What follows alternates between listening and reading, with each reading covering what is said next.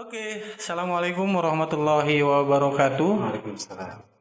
Sahabat Arifah dan sahabat Uma yang dimuliakan oleh Allah Subhanahu wa taala.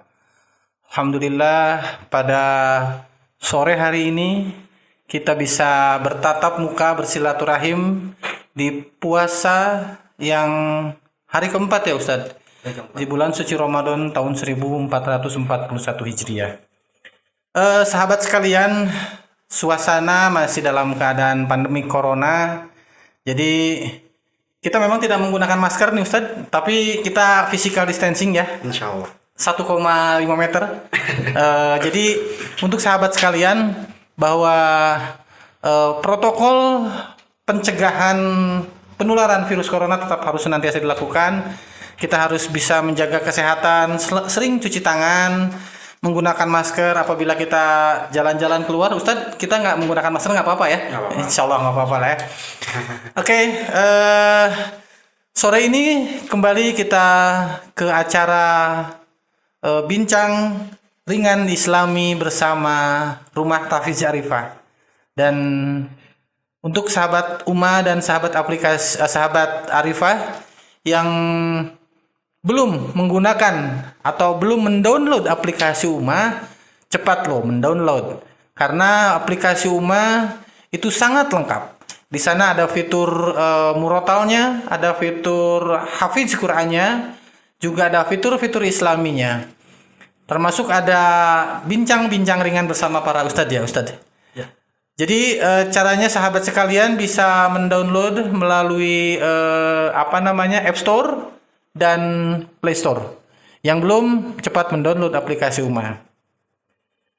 Oke, sahabat sekalian, di hari keempat ini kita menjalankan ibadah puasa di bulan suci Ramadan tahun 1441 Hijriah. Alhamdulillah sore hari ini kembali kita bersama Ustadz Sohibul Maulana LC untuk tema di sore hari ini. Karena begini Ustadz, ternyata masih banyak orang yang bertanya, apa sih sebetulnya puasa itu? Jadi mungkin para sahabat sekalian, untuk sore hari ini kembali sedikit kita mundur, sedikit kita bicara apa sih puasa itu. Nah, mungkin untuk supaya lebih tahu, lebih jelas. Jadi untuk sahabat Uma, sahabat Arifah sekalian yang nantinya ingin mengetahui lebih dalam tentang makna dan arti dari puasa, silakan bergabung di aplikasi Uma untuk menonton bersama talkshow ini. Oke Ustadz, kita mulai saja nih. Sudah ada pertanyaan. Jadi ternyata sampai saat ini masih ada yang bertanya, sebetulnya puasa itu apa sih? Atau arti dari puasa itu apa sebenarnya? Ya.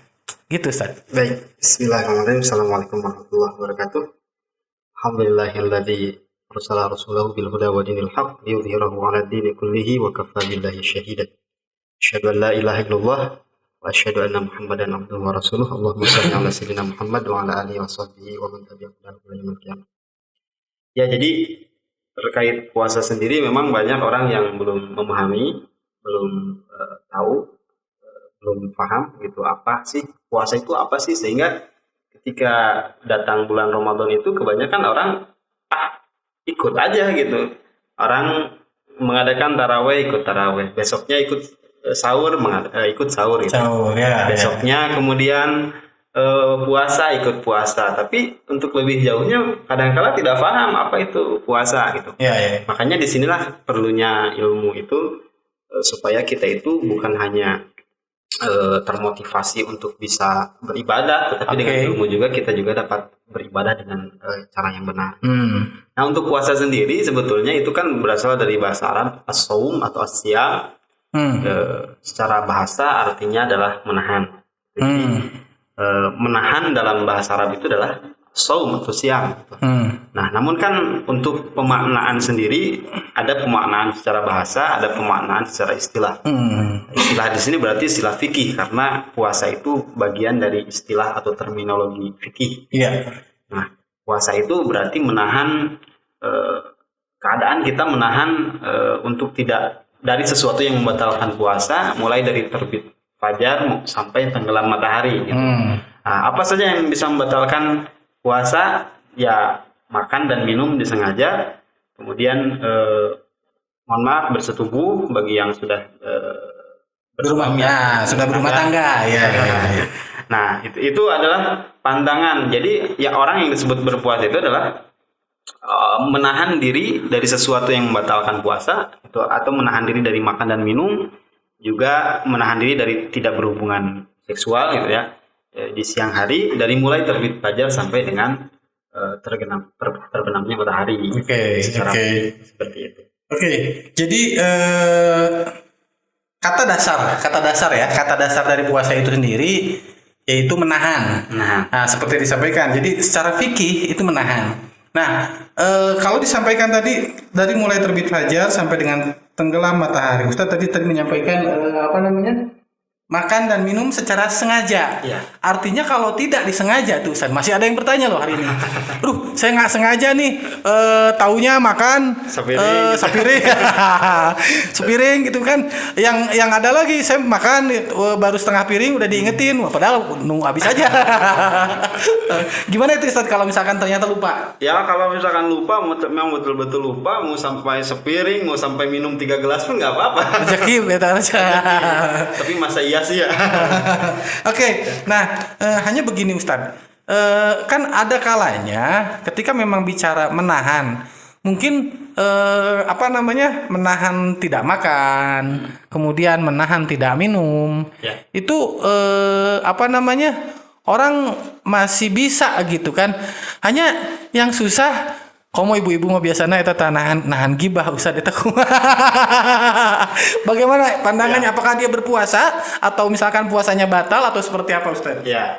Jadi ketika kita melihat persoalan puasa ini, kita bisa melihat dari 2 sudut pandang. Satu sudut pandang fikih. Oke. Bahwa secara fikih yang namanya puasa itu ya tadi menahan dari makan minum. Secara fikih memang seperti itu. Maka yang membatalkan puasa secara fikih itu ya ketika kita makan dan ketika kita minum, ataupun ketika kita bersetubuh di siang hari. Ya. Nah, ada sudut pandang kedua sebetulnya. Karena agama ini tidak mungkin melulu syariat. Oke. Tidak mungkin agama ini kemudian terus-menerus kita lihat dari sudut pandang syariah, dari sudut pandang fikih. Maka ada sudut pandang kedua, itu sudut pandang tasawuf atau sudut pandang sudut pandang tasawuf atau sudut pandang hati gitu. Sudut pandang hati kita, bahwa ini yang kemudian Nabi juga konsen ke arah sana, bahwa Nabi juga pernah bersabda bahwa kam min shaimin laisa lahu min siyamihi illal ju' wal 'athas. Betapa banyak orang yang berpuasa, dia tidak dapat apa-apa dari puasanya kecuali lapar dan haus. Bisa jadi dia dari subuhnya sampai terbenam matahari, dia menahan lapar dan haus.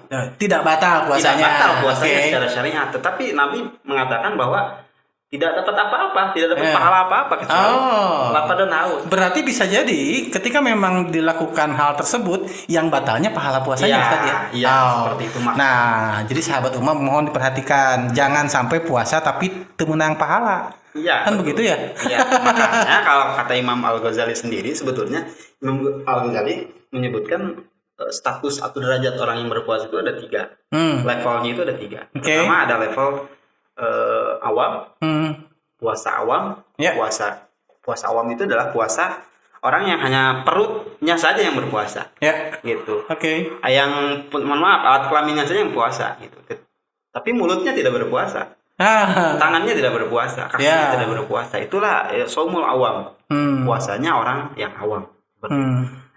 Ada tingkatan kedua kata Imam Ghazali, shaum al-khos. Puasa orang yang khusus, orang yang lebih dekat kepada Allah. Bagaimana itu? Dia bukan cuma sekedar mempuasakan perutnya saja, tetapi dia juga selain perutnya, dia juga mempuasakan tangannya. Ketika dia berpuasa, maka tangannya itu direm lah sedikit demi sedikit supaya dia melakukan sesuatu yang lebih baik. Kakinya juga direm gitu.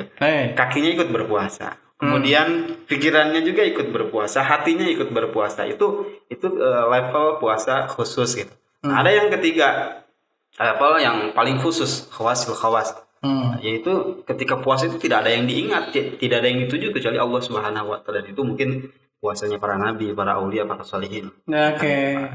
Seperti itu. Makanya tadi ketika ada orang yang mungkin ketika puasa tapi gibahnya masih jalan.